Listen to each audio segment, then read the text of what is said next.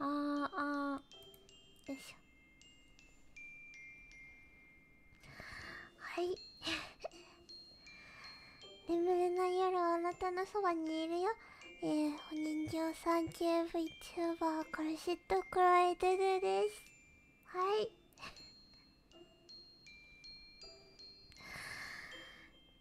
そう、いつものご挨拶に、そういえばクシさん自分のこと VTuber って言ってなかったなっていうことを思い出しまして、はい、今日から付け足していきます。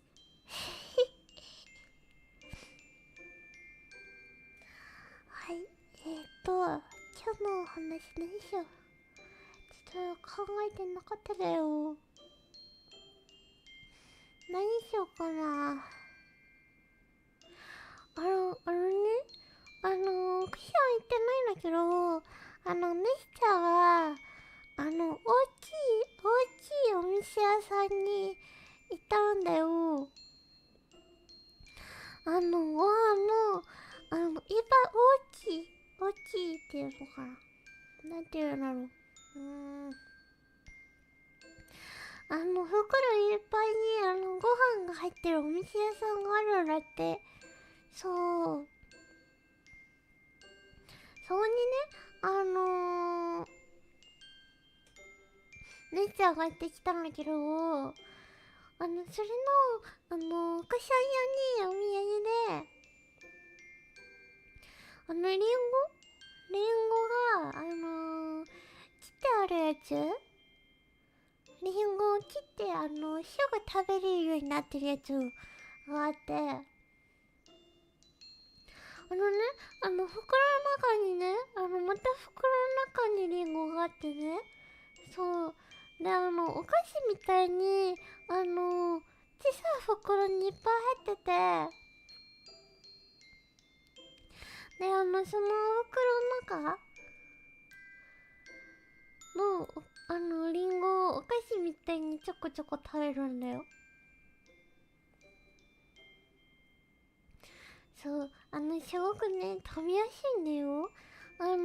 袋を、開けた後に、もう、皮とかついてないから、リンゴをね、そう、チュってね、押し出すっていうのかな。押してみるんだよ。そうするとね、美味しいんだよ、リンゴさんが。そう、私いつもなんか、ケーキとか、お菓子とかずっと食べてるんだけど、そう、それはね、とても良くないだよって言われて。昨日からリンゴ生活になりました。そう、でもリンゴさん美味しいだよ。そう、すごく、ゲームしながらもね、すごく食べやすいからね。そう、昨日もね、オーバーウォッチやりながら、リンゴシャリシャリ食べてたんだよ。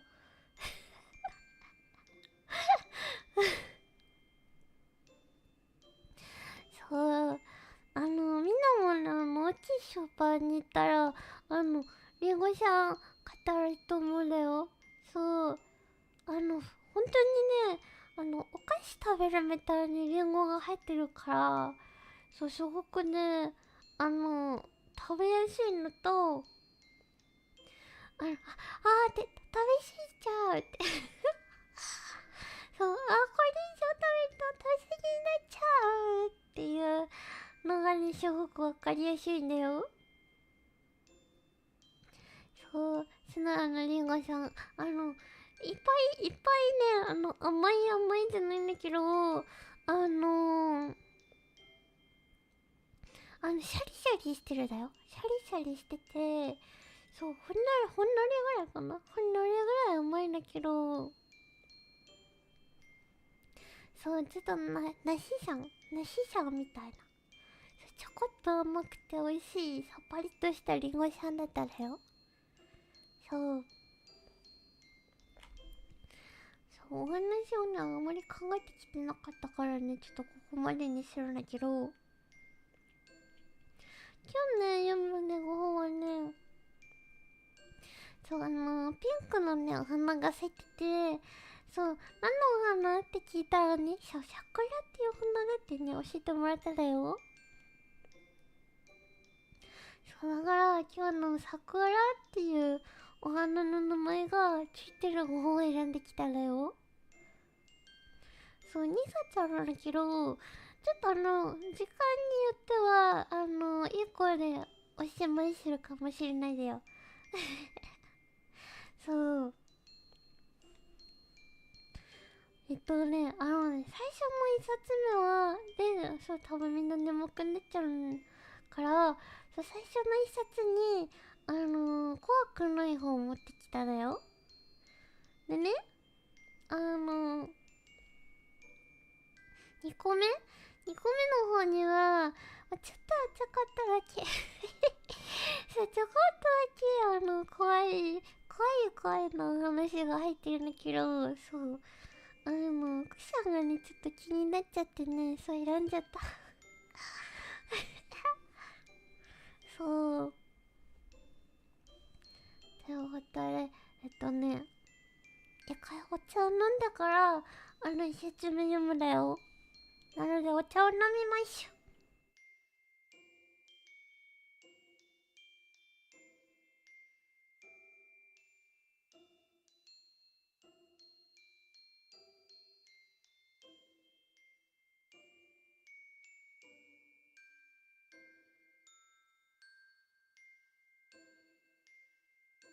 よいしょ。ふぅ。そう、クイさんのマイクがね、あんまり大きくならないのはどうしてなのかちょっとよくわからないんだけど、そう、ちょっとあんまりちっちゃかったら教えてほしいだよ。そう、なんでだろうね。そう、配信の本の音がね、あんまり乗らないだよ、クイさん。あんまり声がマイクに取りづらいのかな。まあいいや。よし。みんな、お布団に入ってる？お布団に入って聞くんだよ。じゃあ、クイさんの、ご本読むの、みんな途中で寝ちゃうみたいだから、そう、お布団に入って聞かないと、冷たいだよ。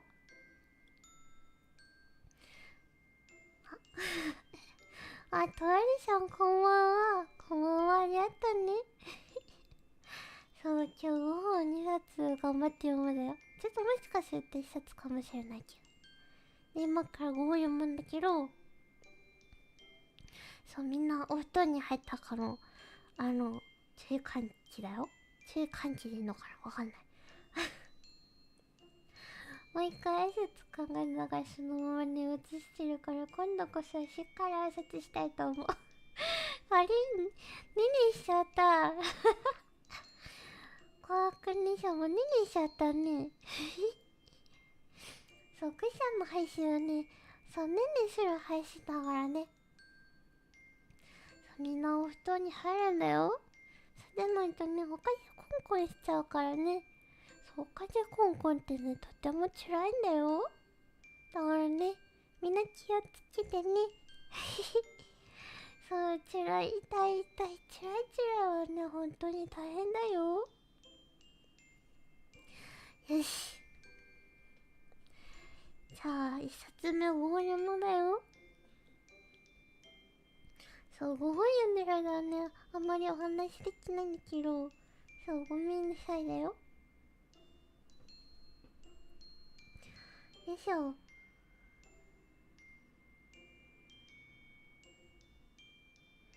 いしょ。一冊目のね、ご本ね。学校の桜の木。ある小学校の運動場に一本の声が裏返っちゃった。一本の大きな桜の木がありました。枝を四方に広げて、夏になるとその木の下は日陰ができて涼しかったのです。子供たちはたくさんその木の下に集まりました。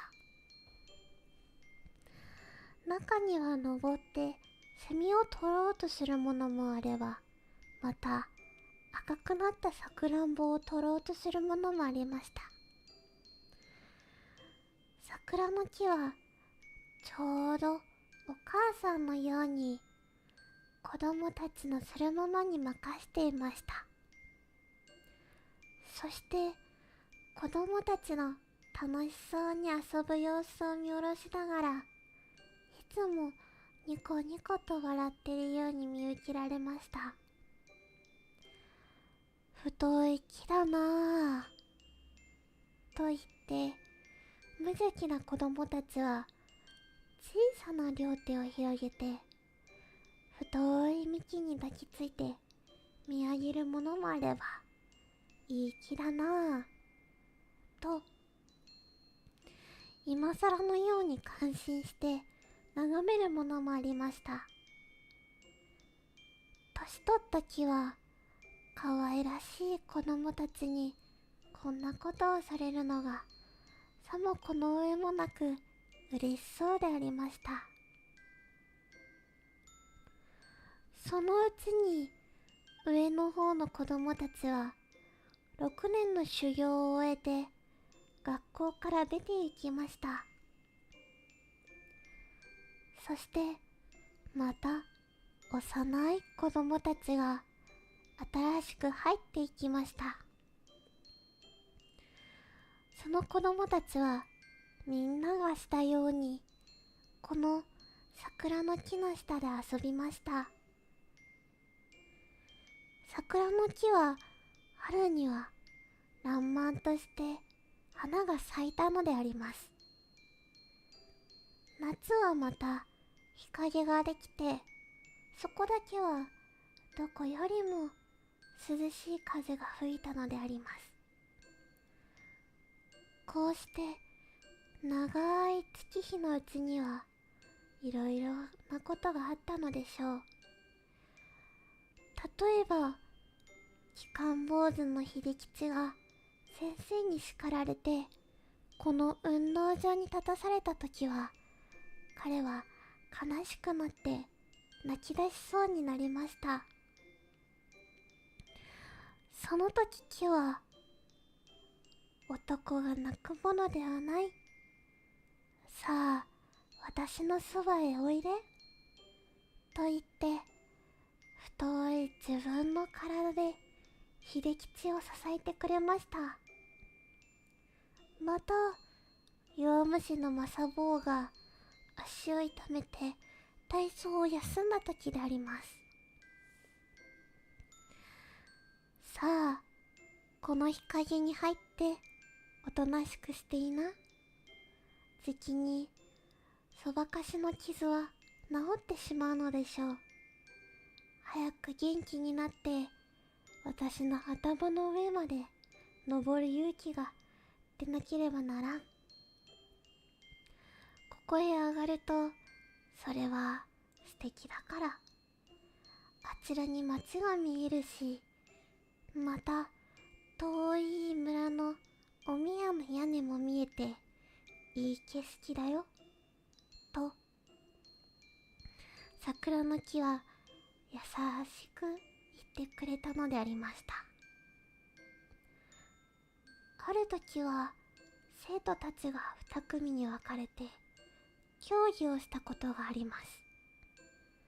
そんな場合にはこうは赤い帽子をかぶり、オツは白い帽子をかぶりましたが、一方桜の木の右に、一方は桜の木の左にという風に陣取りました。その時桜の木は悠々として右を眺め左を見下ろして、さもみんなの元気のいい顔を見るのが嬉しそうに、さあどちらもしっかりやるのだよと言ってるごとく見えました。しかし周りにはいたずらっ子があって桜の木の皮を剥いだりしました。木はそんなことをされても黙っていましたが、木を愛する他の善良な生徒たちは決して黙ってはいませんでした。君、そんないたずらをするものではないよ。木がかわいそうじゃないか。と戒めました。そう注意されると、大抵の子供たちは、はあ、悪かった、と思いました。もしそれでも、その生徒が言うことを聞かないときは、先生がひどくその生徒を叱りました。みんなの大事な木を、お前は傷つけていいのかとおっしゃいました。こうして木もまたみんなから愛されていたのです。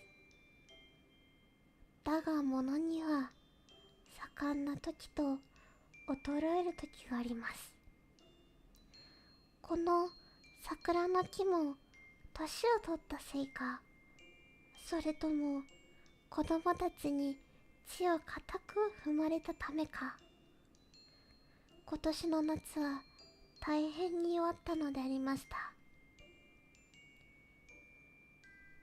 木が弱ったと知ると、学校中は大変なものでした。先生も生徒も小遣いもみんな桜の木の実の上を心配しました。桜の木が弱っているからこの家へ入ってはいけませんと、木の周りに柵を作って縄張りをして札を立てました。そして毎日先生や生徒たちが裸足でバケツに水を汲んで運んだりしました。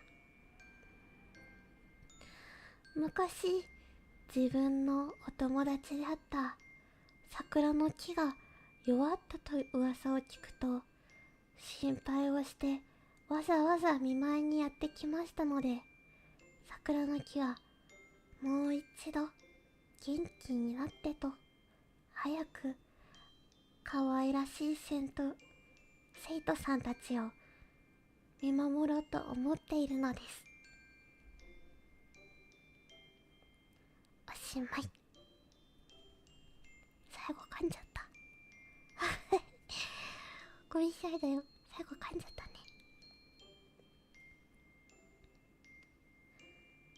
一回お茶を飲んでから次のご本読むだよ。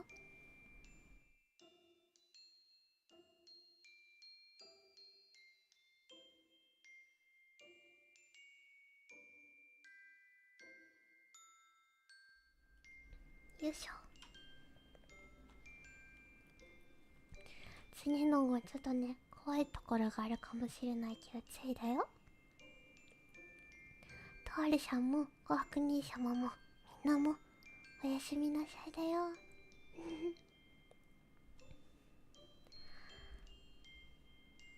桜の木の下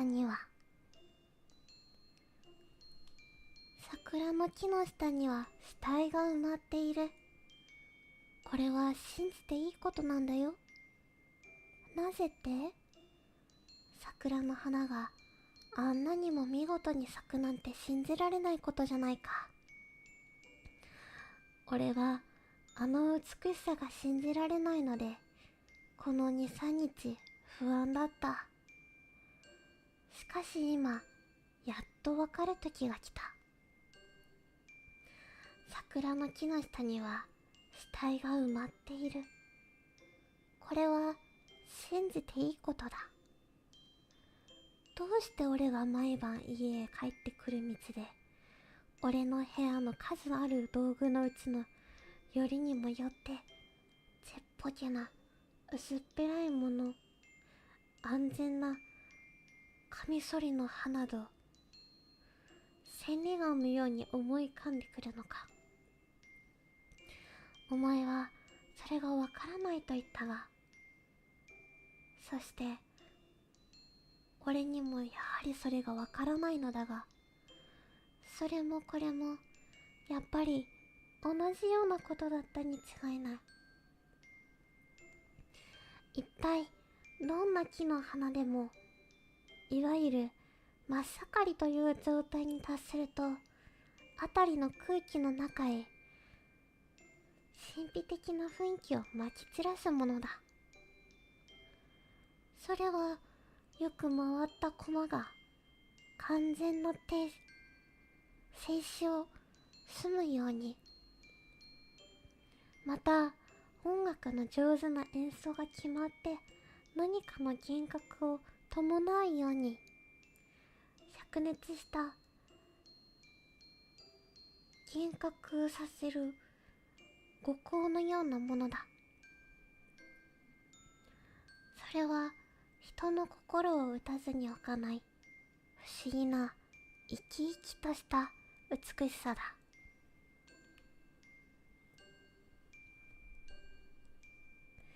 しかし昨日、おととい、俺の心をひどく陰気にしたものがそれなのだ。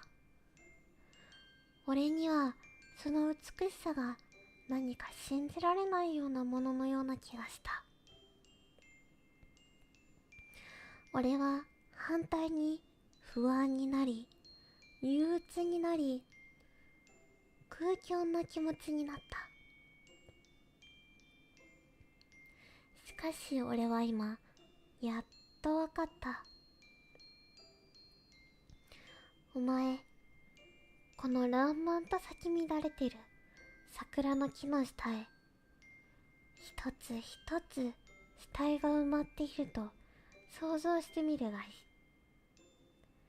何が俺をそんなに不安にしていたが、お前には納得がいくだろう。馬のような死体、犬猫のような死体、そして人間のような死体。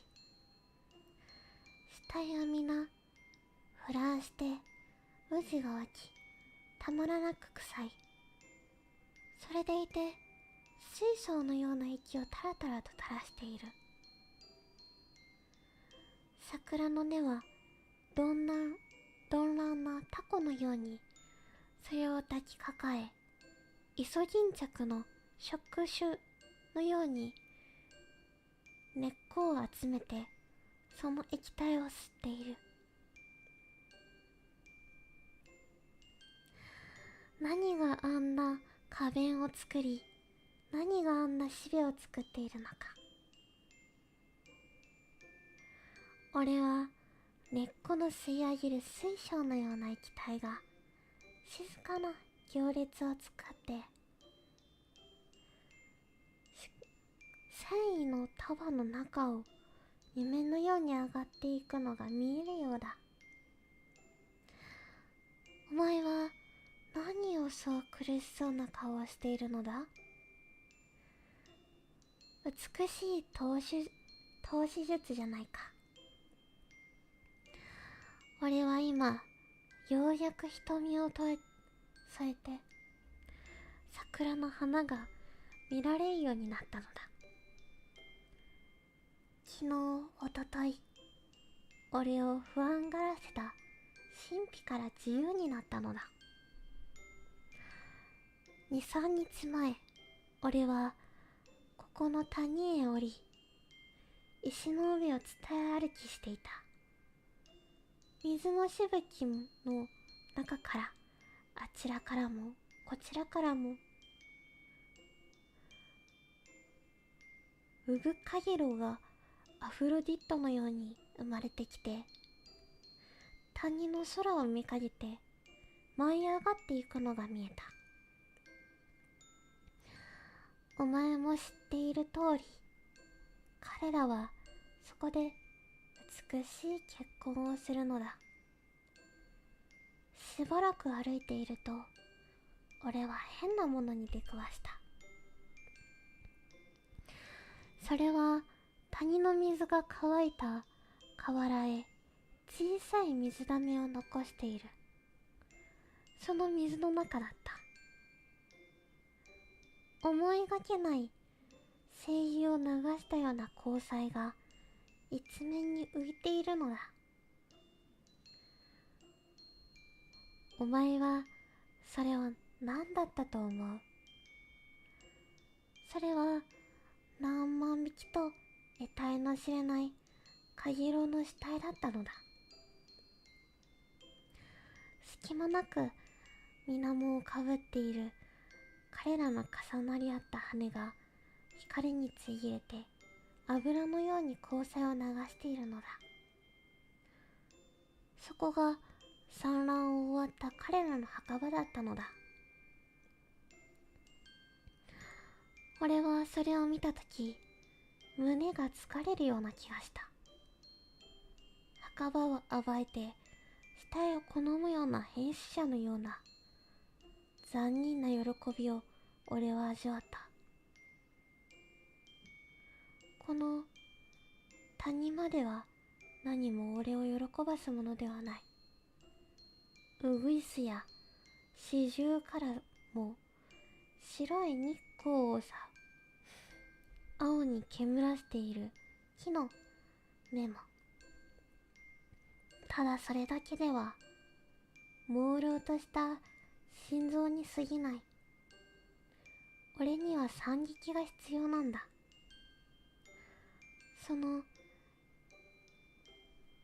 衝撃があって初めて俺の心臓は明確になってくる。俺の心は秋のように憂鬱に乾いている。俺の心に憂鬱が完成するときにばかり俺の心は和んでくる。お前は脇の下を拭いているね。冷や汗が出るのか？それは俺も同じことだ。何もそれを不愉快がることはない。ベタベタとまるで液体のようだと思ってごらん。それで俺たちの憂鬱は完成するのだ。ああ、桜の木の下には死体が埋まっている。一体どこから浮かんできた空想かさっぱり見当のつかない死体が今はまるで桜の木の一つとなってどんなに頭を振っても離れて行こうとはしない。今こそ俺はあの桜の木の下で宴を開いている村人たちと同じ権利で花見の酒が飲めそうな気がする。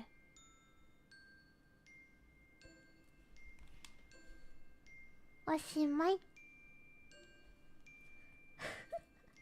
思ったよりブスだったち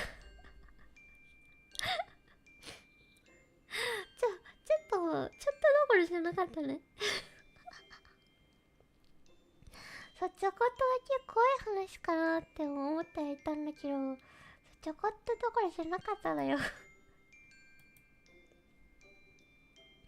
途中ちょっと配信じゃ言えない言葉が出てきたのよ飛ばしで読んじゃったんだけど、全部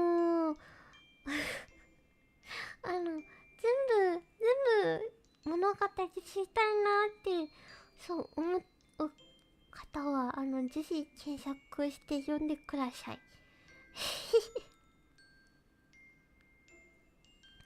でもねちょっとね難しい言葉が多くて読みにくかっただけなんだけど、そうとてもね面白い話だった。そうクシャンもねクシャンねネスちゃんに借りた本があって、そうそれもねそう桜の木の下に死体が埋まってるみたいなお話なんだけど、それはね、骨の話だったかな。そう、骨の話だったんだけど、そう、そのね、ご本でとても面白かったのよ。そう、あ、今日は、すごい一節ごとに、温度差っていうのかな。が、とても、大きかったんだけど、でもね、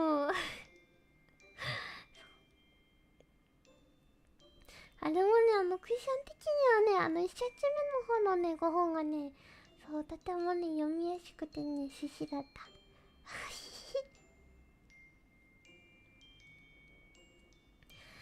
はい。これ、ちょっと、1冊目と違って2冊目の5本で、びっくりして、ちょっと耳が覚めちゃったらごめんなさいだよ。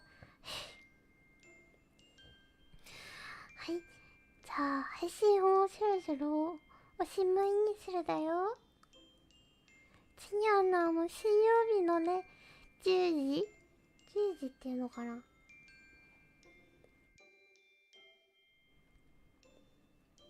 に、またね、ゲーム配信の練習をするだよ。そう、またね、オーバーウォッチのね、カジュアルをするだよ。よし、それでは、みんな、お布団に、間違えた。あったかいお布団に入って、ぬくぬくとするんだよ。それじゃあ、みんな、いい夢見てね。おやすみなさーい。